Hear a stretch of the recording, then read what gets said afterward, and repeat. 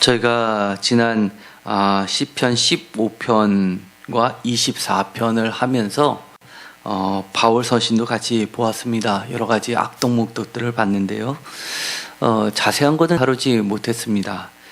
숙제로만 남겨두었는데 그 중에서 대표할 만한 것 중에서 오늘은 탐심에 대해서 한번 나누고자 합니다. 로마서 1장에 보면 바울 서신을 대표한다고 할 수 있는 악동 목록들이 나오게 됩니다. 1장에 보면 특별히 악동 목록 중에 29절부터 나오게 되는데요. 곧 모든 불의, 추악, 탐욕, 악의가 가득 찬 자요로 시작되면서 여러 가지가 나오게 됩니다. 그 중에서 탐욕이라는 부분이 있습니다.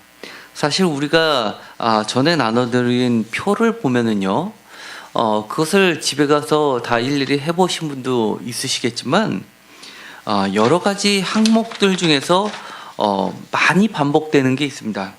그 중에 하나가 바로 이 탐심입니다. 탐심 또는 탐욕이라고 하는 것인데요.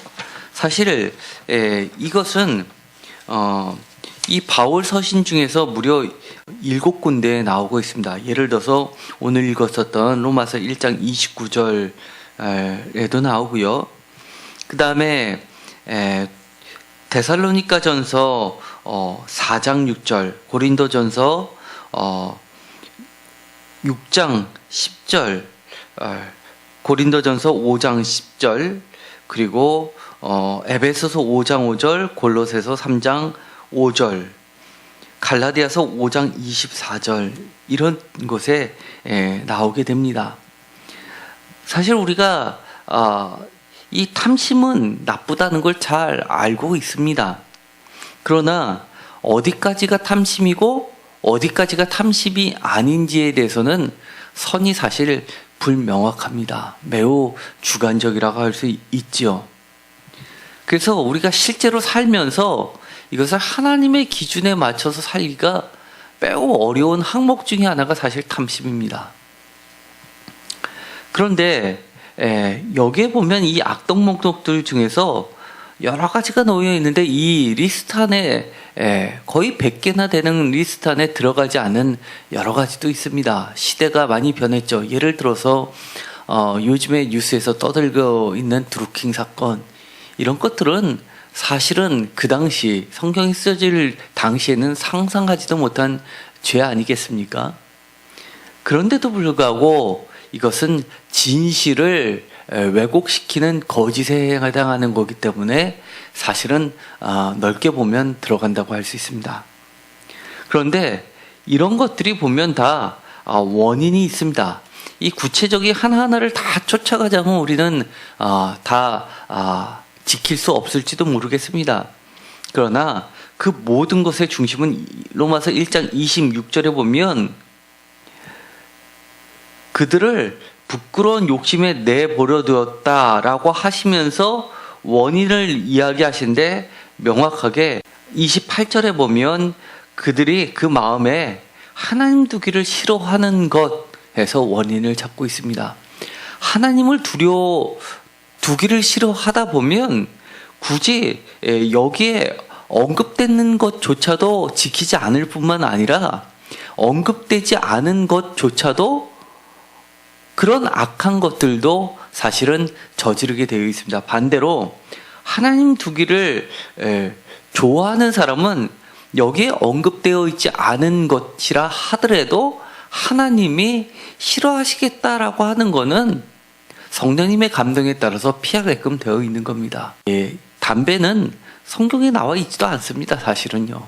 이것이 천국에 가는 조건이냐 아니냐 따질 필요도 사실 없지요. 하나님 두기를 싫어하느냐 하나님 두기를 좋아하느냐를 두면 우리가 당연히 결론을 내기 쉽습니다. 도대체 정확하게 하나님께서 여기까지, 예를 들어서 우리가 잘하는 것처럼 음식을 만들 때 이렇게 분량을 재서 퍼놓는 숟갈처럼 명확하게 그렇게 여기까지다 라고 이야기해 주시면 어떻게 보면 편할 수도 있겠지만 사실 성경은 그렇게 얘기하는 것은 단 한 권도 없습니다. 그럼에도 불구하고 가장 뭉뚱그려서 얘기했다고 할 수 있는 대표적인 것, 그리고 바울 서신 전체 중에서 거의 순위에 들어갈 정도로 많이 중복돼서 언급되어 있던 이 탐심, 이것을 대해서 논한다는 것은 쉽지 않습니다. 게다가 이 로마서에 보면 맨 마지막 절에 보면 이 같은 일을 행하는 자는 사형에 해당한다고 하나님께서 정하심을 알고도라고 하는 말을 보아서는 이 정도로 하나님께서 사형에 처한다, 사형죄에 해당한다라고 할 정도로 탐심이 그렇게 무거운지를 사실 제대로 아는 사람조차도 없기 때문입니다. 몇 가지를 한번 보도록 하겠습니다. 에베소서 5장 5절입니다. 에베소서 5장 5절은 이 탐심에 대해서 얼마나 우리가 생각하면 지나치다 할 정도로 얘기를 하고 있습니다. 너희도 정녕 이것을 알거니와 음행하는 자나 더러운 자나 탐하는 자 곧 우상 숭배자는 다 그리스도와 하나님의 나라에서 기업을 얻지 못하느니, 이렇게 되어 있습니다. 탐하는 자, 탐심을 뭐라고 여기서는 넌지시 이야기하고 있냐면 우상 숭배자라고 이야기를 하고 있는 겁니다. 우리가 어떻게 이렇게까지 생각한 적 있나요? 좀 더 명확하게 표현한 것이 있습니다. 에베소서와 골로새서는 항상 쌍으로 묶여 다니는 서신서입니다. 골로새서 3장 5절을 한번 보도록 하겠습니다. 그러므로 땅에 있는 지체를 죽이라. 곧 음란과 부정과 사욕과 악한 정욕과 탐심이니 탐심은 우상 숭배니라. 여기서는 대놓고 직접적으로 이야기를 하죠. 명확하게 이야기합니다. 탐심은 곧 우상 숭배라고 이야기를 하는 겁니다. 우리가 하나님을 믿는데 우상 숭배는 정말 하나님께서 가증히 여기는 죄라는 거 다 알고 있습니다. 그만큼 탐심도 마찬가지라고까지 이야기를 하고 있는 겁니다. 이것에 대해서 동의를 하십니까? 사실 탐심이라는 이 단어는 매우 오래전부터 사용됐던 단어입니다. 그래서 이 탐심이 뭐냐라고 정의를 내릴 때 이 성경이 쓰여지기, 이 신약 성서가 쓰여지기 이전 헬라어로 많은 작품들이 있는데, 그 성경이 쓰여지기 전부터 그리스어로 된 문헌에 이 탐심이라는 것이 나와 있는데, 이것의 기본적인 뜻은 비교적으로 이야기해서 상대적으로 보다 많이 가지거나 보다 많이 받거나 보다 많이 원하는 것을 기본적으로 탐심이라고 이야기를 합니다. 그런데 이것이 의미가 확대돼서 좋은 뜻으로도 쓰이는 것이 있습니다. 예를 들어서 똑같은 단어인데도 문맥에 따라서는 탁월함이나 월등함이나 앞선이나 능가함으로도 번역이 되는 경우들도 있었습니다. 그래서 이 탐심의 근원이 사실은 무엇인가 멈춰야 될 부분에서 멈추지 않고 뭔가 더 나가는 것, 이것이 탐심의 근원적인 개념이라고 할 수가 있습니다. 왜 이것이 나쁘느냐 했을 때, 이것이 특히 그리스 세계에서 특히 탐심을 탐욕이라고 번역이 되기도 하는 이 탐심, 탐욕을 굉장히 나쁜 악덕 목록 등에 늘 손가락 안에 꼽는 이유가 바로 평등을 해치는 요소로 보았던 겁니다.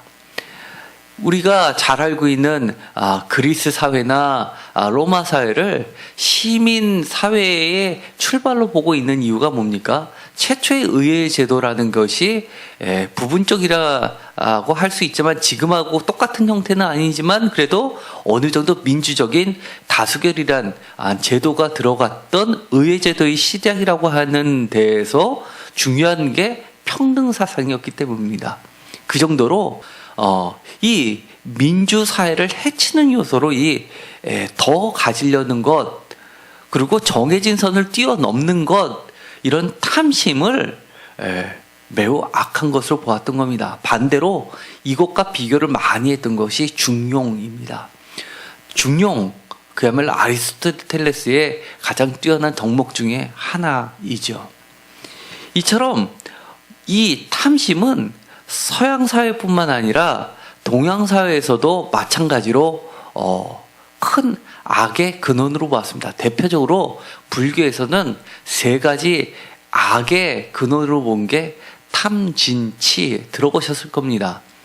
그 중에서 탐진치 중에서 탐에 해당하는 겁니다.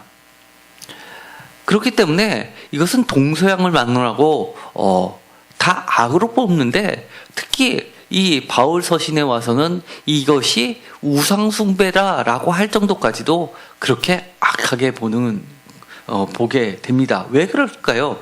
우리가 오늘 본문에 누가복음 12장을 읽었습니다.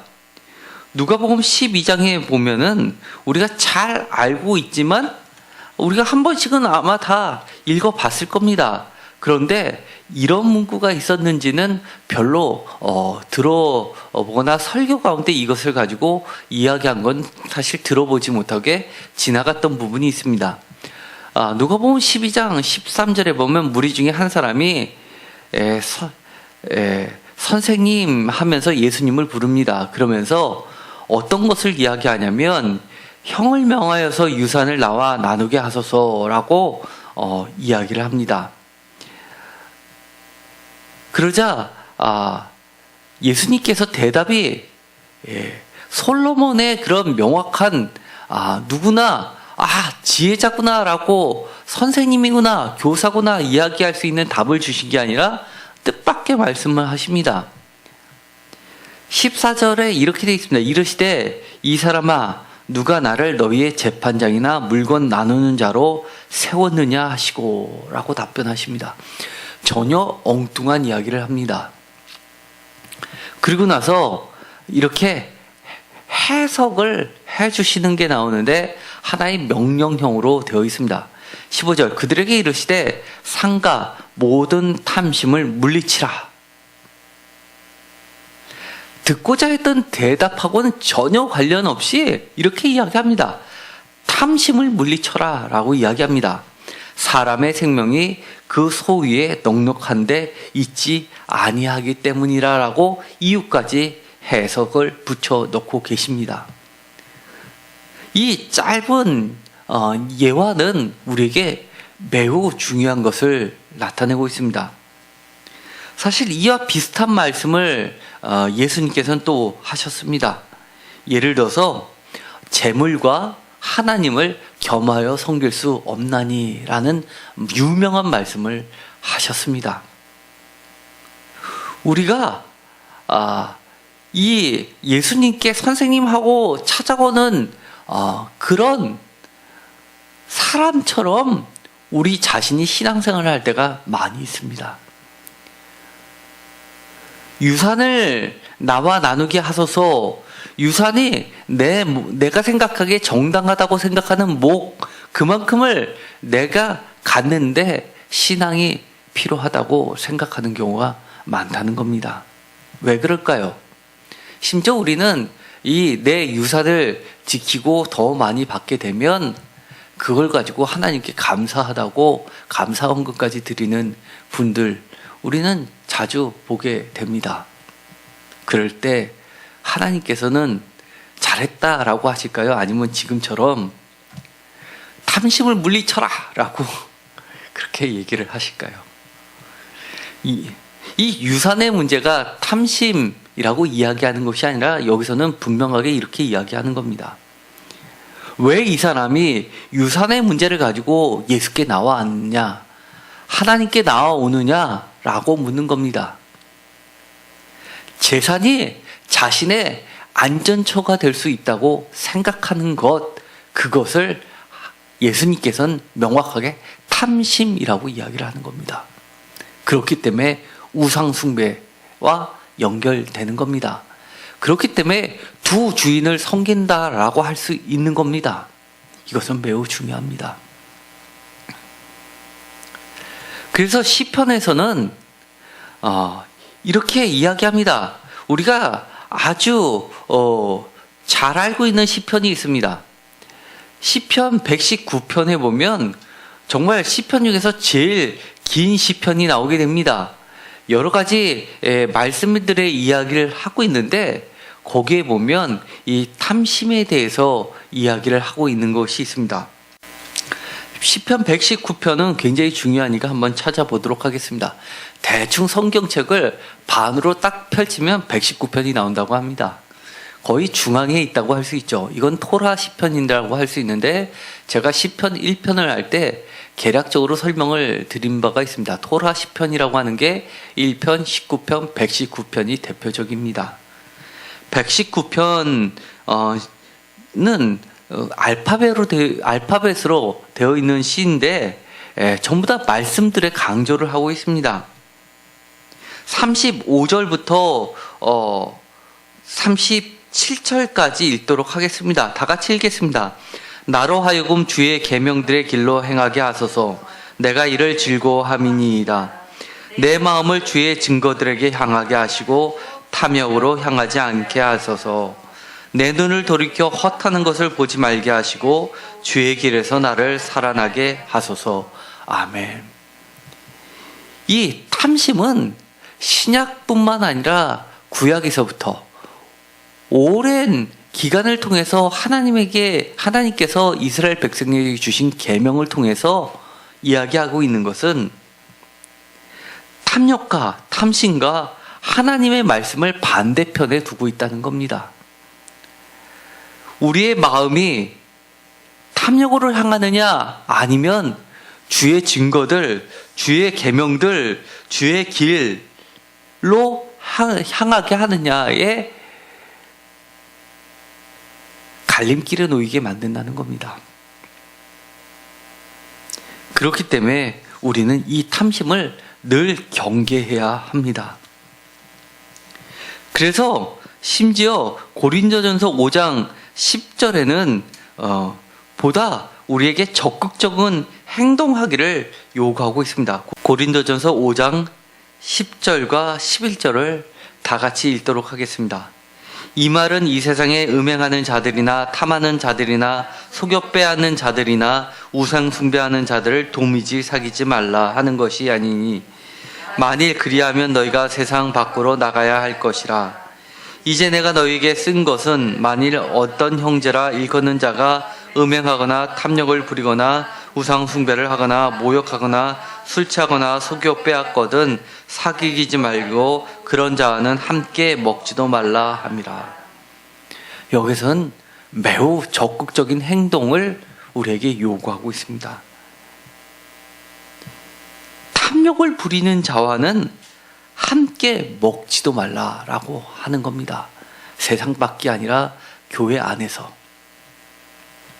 도저히 그런 사람들은 성도라 부르기에도 아까운 존재들이라고 이야기를 하는 겁니다. 이 정도로 이 탐심은 우리가 굉장히 경계를 해야 됩니다. 베드로 후서 2장 3절에 보면 이렇게 되어 있습니다. 그들이 탐심으로써 지어낸 말을 가지고 너희로 이득을 삼으니 그들의 심판은 옛적부터 지체하지 아니하며 그들의 멸망은 잠들지 아니하느니라 라고 이야기합니다. 이것은 무슨 말이냐면 탐심이 있는 사람들은 속여서 남의 것을 뺏으려고 한다는 겁니다. 그런데 이것이 베드로 후서에 가면 말세에 나타난 거짓 종들이 취하는 행동입니다. 그래서 자신의 배를 배부르게 하는 데만 급급하고 양을 돌보지 않고 이렇게 하나님의 말씀을 가지고 이득을 취하려고 하는 자들에게까지 나타나는 겁니다. 그 정도로 이 탐심은 평신도나 목회자나 할 것 없이 누구나 가장 걸려들기 쉬운 마귀의 괴울이라는 것을 분명히 알 필요가 있습니다. 그러다 보니까 바울은 보다 이렇게 이야기합니다. 속지 말라라고 하면서 고린도후서 2장 11절에 이야기합니다. 그리고 나서 9장에 가면 헌금 이야기를 하면서 연보 이야기를 합니다. 왜 연보 이야기, 헌금을 이야기할까요? 즐겨내는 자는 하나님이 기뻐하신다라고 하면서 이 헌금이라는 부분은 바로 재물을 포기하는 것, 나의 탐심을 포기하는 것, 내 돈이 정말 나의 안전처가 되기 때문에 내가 쌓아두어야 할 것이라고 생각하는 그 탐욕을 버리는 행동으로서 이 헌금을 이야기하는 겁니다. 그러면서 예수님이 하셨던 말, 내 재물을 하늘에 쌓아두라 라는 말에까지 연결되고 있는 겁니다. 이처럼 무엇인가 남을 해하는 것까지도 나아갈 수 있는 겁니다. 자신만 망하는 것이 아니라 무엇인가 남에게 악을 행하는 것까지 나아가게 되는데, 이 대표적인 것이 바로 데살로니가전서 4장 6절에 보면 같은 단어인데 탐심으로 번역을 하지 않고 다른 말로써 번역하고 있는 것이 있습니다. 제가 데살로니가전서 4장 6절을 읽어드리겠습니다. 이 일의 분수를 넘어서 형제를 해하지 말라. 이는 우리가 너에게 미리 말하고 증언한 것 같이 이 모든 일에서 주께서 신원하여 주심이라 라고 되어 있습니다. 우리가 번역문에는 여기에서는 탐심이라는 말이 전혀 나와 있지 않습니다. 그런데 헬라어 원문에 보면 똑같은 동사인데, 단어인데 하나는 동사, 하나는 명사, 형용사, 심지어 부정사로 또는 분사로 바꿔가면서 뜻을 확대해서 이야기하는데, 여기선 부정사로서 이야기합니다. 똑같은 단어인데 단순히 형태만 바뀌었을 뿐입니다. 예를 들어서 영어로 치면 do인데 to do를 만든다든지 doing을 만든다든지 이런 식으로 형태만 바꾼 겁니다. 그런데 여기서 뭐라고 번역이 되어 있냐면, 형제를 해하지 말라 했을 때 해하다라는 단어가 탐심과 같은 어근을 가진 단어를 부정사로 썼을 뿐인 겁니다. 이처럼 탐심은 여기서 보다 원문에 충실하게 번역을 한다 그러면 분수를 넘어서 형제를 속여서 이용하지 말라가 원뜻입니다. 이처럼 탐심은 재산을 늘리는 것부터 출발해서 분에 넘치도록 더 가지려고 하는 것, 더 나아가서 속여서 다른 사람이 가져야 될 정당한 몫을 내 몫으로 착취하는 것, 그리고 그 목적을 위해서 다른 사람을 속이는 것까지 확대되고 있다는 것을 보여주고 있습니다. 그렇기 때문에 이 탐심은 우상숭배라고까지 이야기를 하는 겁니다. 우리가 탐심에 대해서 여러 가지를 말씀들을 좀 정신없지만 찾아보면서 보았습니다. 우리가 생각할 때는 매우 단순한 것 같지만 사실은 이 탐심이라는 것이 우리가 생각하던 것보다 훨씬 악하다는 것을 기억하시고, 우리가 항상 하나님께서, 예수님께서 한 젊은이에게 말씀하셨던 것처럼 이 재물이 우리의 영원한 안전처가 될 수 없고 오직 하나님만이 우리를 돌보시는 분이라는 것을 인식할 때 이 탐심은 물리칠 수가 있게 되는 겁니다. 우리가 앞으로의 여생을 정말 편안하게 살고 싶습니까? 그러면 노년에 어느 정도 누리고 살 재산을 지금이라도 젊었을 때 더 저축을 해둬야 된다고 성경은 가르치고 있지 않습니다. 오히려 하늘에 보화를 쌓아두라. 재물을 섬기지 마라. 하나님을 섬겨라 라고 이야기합니다.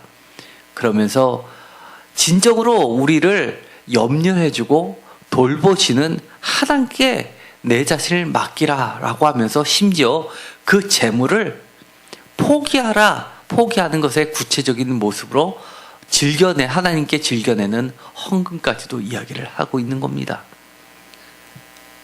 이처럼 우리 가운데 탐심이 있었다면 단순히 내가 조금 더 갖는 것이 내 주변에 내 나이대 내 동료들 친구들과 비교해서 이 정도면 괜찮지라고 하지 마시고 하나님의 기준에 비추어 내가 나의 안전처 반석이라는 것을 이 재물에 두고 있느냐 아니면 하나님께 두고 있느냐의 기준점을 삼게 되기를 간절히 소망합니다. 기도하고 마치겠습니다.